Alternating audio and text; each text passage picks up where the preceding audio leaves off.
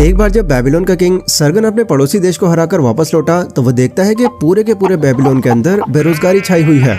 वहाँ पर किसी भी इंसान के पास करने के लिए कोई काम ही नहीं है, और काम है भी तो वो सिर्फ कुछ ही दिनों तक का है। ये सब देखकर राजा सोच में पड़ गए।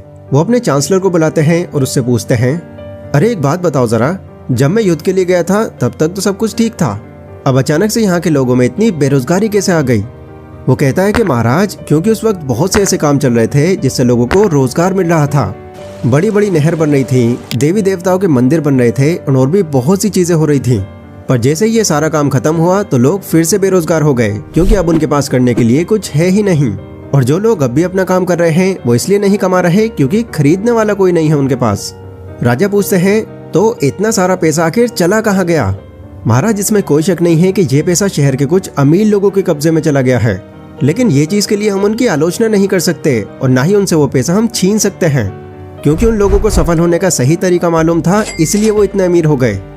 राजा पूछते हैं, अरे पर ये तरीका उन चंद लोगों को ही क्यों पता है? इस बारे में सभी लोग क्यों नहीं सीख सकते? क्या कोई ऐसा इंसान नहीं है जो इस बारे में सबको सिखा सके? चांसलर थोड़ा सोचता है और फिर बोलता है कि महाराज, मेरी नजरों में एक इंसान है जो इस काम के लिए सक्षम है।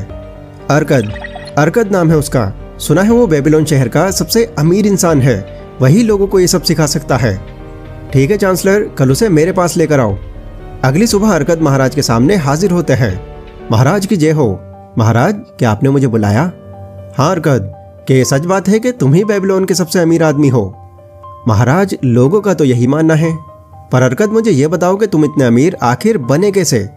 तुम्हारे पास ऐसी क्या इच्छा थी जिसने तुमको इतना अमीर बना दिया? देखो अरकद, वैसे तो मुझे तुमसे ये सवाल पूछना नहीं चाहिए, पर मैं पूछ रहा हूँ क्योंकि तुम देख ही रहे हो कि आज बेबीलोन के अंदर किस कदर बेरोजगारी छाई हुई है। किसी के पास करने के लिए कुछ है ही नहीं, और जो लोग खुद से व्यापार कर रहे हैं वो कमा कुछ नहीं पा रहे। तो मेरी ये इच्छा है अरकद कि तुम इन लोगों को कुछ सिखाओ, कुछ ऐसी बातें सिखाओ जिससे जो बेबीलोन शहर है वो वापस से इस दुनिया का सबसे अमीर शहर बन जाए। महाराज, ये तो मेरी खुशनसीबी होगी कि मैं आपकी आज्ञा का पालन करूं।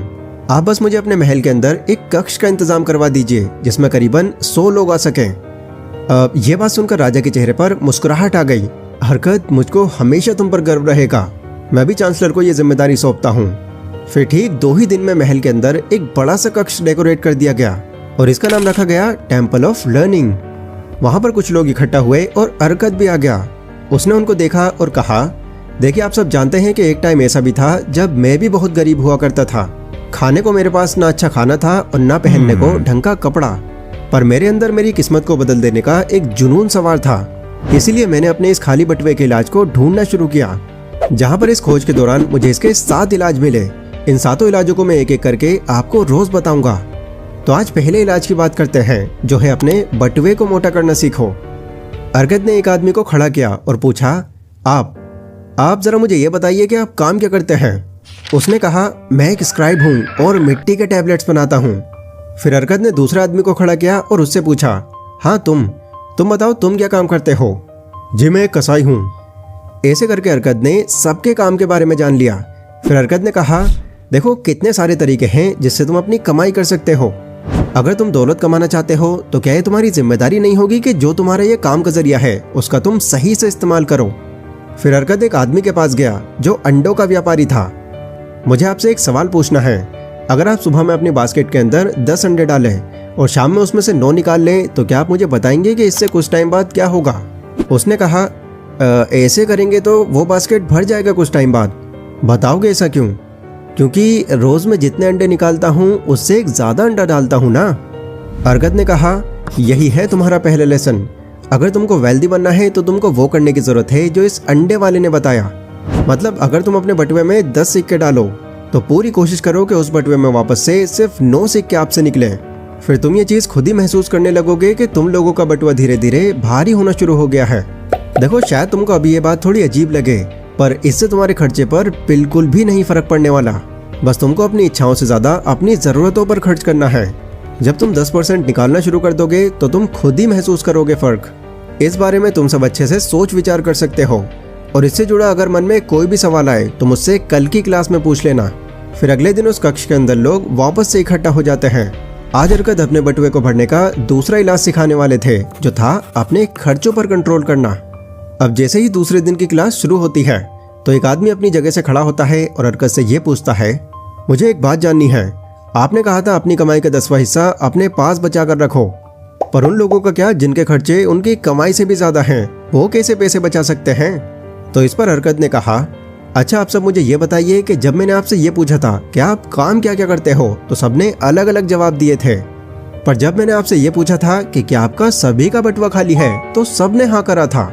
जबकि आप सबको भी पता है कि कोई भी इंसान यहाँ पर एक जैसा नहीं कमाता, कोई कम कमाता है तो कोई ज्यादा, पर सबका पैसा एक साथ इसलिए खत्म होता है क्योंकि लोग जितना कमाते हैं उसी हिसाब से फिर वो अपने खर्चे भी बनाने लग जाते हैं, और करते करते वो अपनी जरूरतों से ज्यादा अपनी इच्छाओं पर चले जाते हैं। वो इच्छाएं जिनको अगर वो पूरी ना भी करें तब भी उनका काम चल सकता है, पर वो करते हैं क्योंकि उनकी आदत फिर उसी तरह की हो जाती है। पर देखो, हमें इस आदत से अपने आप को बचा कर रखना है। हमें कोशिश करनी है कि हम जो भी खर्च करें वो हम अपनी ज़रूरतों पर ही करें, और फिर तुम खुद में फ़र्क देखना, तुम सबके बटुए में पैसा बचना शुरू हो जाएगा।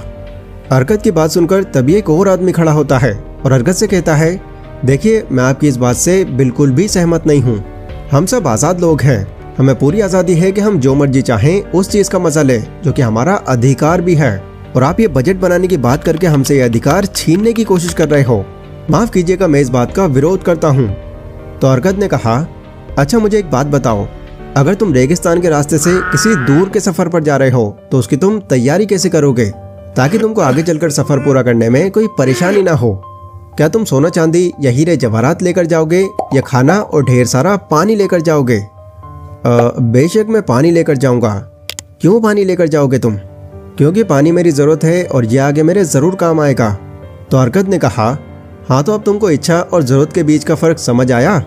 हाँ मैं समझ गया, आपसे मैं अपनी इच्छाओं से ज़्यादा अपनी ज़रूरतों पर खर्च करूँगा। तो आज की क्लास में यहीं पर ख़त्म करना चाहता हूँ। अगले दिन मैं आपको अपना बटुआ भारी करने का तीसरा तरीका बताऊँगा। अब तीसरे दिन की क्लास शुरू होती है जिसका टॉपिक था अपने पैसों को और कैसे बढ़ाएं। हरकत कहता है, देखो मैंने आपको ये तो सिखा दिया कि अपने पैसों को आखिर बचाना कैसे है। अब आज मैं आपको ये सिखाऊंगा कि उन बचे हुए पैसों को तुम्हें बढ़ाना कैसे है। मैंने जब अपनी पहली इन्वेस्टमेंट करने की सोची थी तो मैं बहुत नुकसान कर बैठा था अपना, क्योंकि मैंने अपने पैसों को एक ऐसे इंसान को दे दिए थे जो पैसे कैसे बढ़ाते हैं वो खुद नहीं जानता था। लेकिन मेरी दूसरी इन्वेस्टमेंट कामयाब रही जब मैंने अपने पैसे एक ऐसे आदमी के हाथ में दिए जो उसका सही इस्तेमाल करना जानता था, क्योंकि जिस काम में उसने मेरे पैसे लगाए थे उसमें उसे हर महीने मुनाफा हो रहा था, जिसमें उसका कुछ मुनाफा मेरे हिस्से में भी आता था।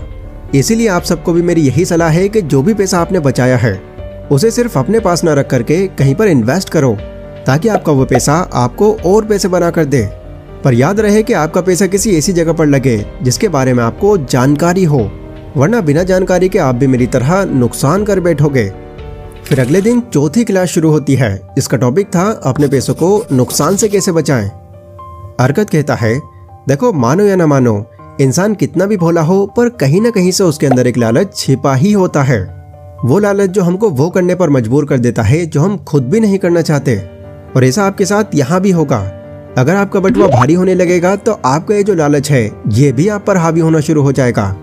आप जब भी कहीं पर बाहर निकलोगे और आपको कोई खरीदने लायक चीज दिखेगी तो आपका बहुत मन करेगा कि आप भी वो चीज खरीद लो, लेकिन तुमको यहाँ पर खुद को कंट्रोल करना होगा, क्योंकि लालच में अगर तुमने अपना सारा पैसा खर्च कर दिया तो तुम फिर से वहीं पर पहुंच जाओगे जहां से शुरू किया था तुमने। इसलिए लालच को कभी भी खुद पर हावी मत होने देना। पर बाय चांस अगर ऐसा हो भी जाता है तो उस वक्त सिर्फ और सिर्फ अपने भविष्य के बारे में सोचना। आप सोचना कि अगर आपने ये सारे पैसे खर्च कर दिए तो भविष्य के लिए आपके पास क्या बचेगा। 5वें दिन हरकत लोगों को 5वां लेसन सिखाता है जो है अपने रहने की जगह खुद के नाम पर होना। इसमें हरकत कहता है, बेबीलोन के अंदर कई ऐसे लोग हैं जो अपने परिवारों को गलत घरों में रखे हुए हैं, जहां ना तो उनकी पत्नी खुश रह पाती और ना ही उनके बच्चे। पर इन सभी परेशानियों के बावजूद उनको हर महीने इस जगह का किराया भी देना पड़ता है। इस तरह के माहौल में अगर तुम अपने परिवार की परवरिश करोगे तो इससे तुम्हारा परिवार कभी खुशी नहीं देख पाएगा। इसलिए मेरी 5वीं सलाह यही है कि अगर आपको पैसा लोन पर भी लेना पड़े तो आप लो, पर सबसे पहले अपने आप के लिए खुद का घर खरीदो, और जैसे तुम अपने मकान का किराया देते हो वैसे ही उसका लोन भी चुकाते रहो। फिर धीरे धीरे जब आपका लोन चुकता हो जाएगा तो आपका वो जो घर है वो पूरी तरह से आपके नाम पर हो जाएगा, जहाँ पर आप भी खुश रहोगे और आपकी फैमिली भी।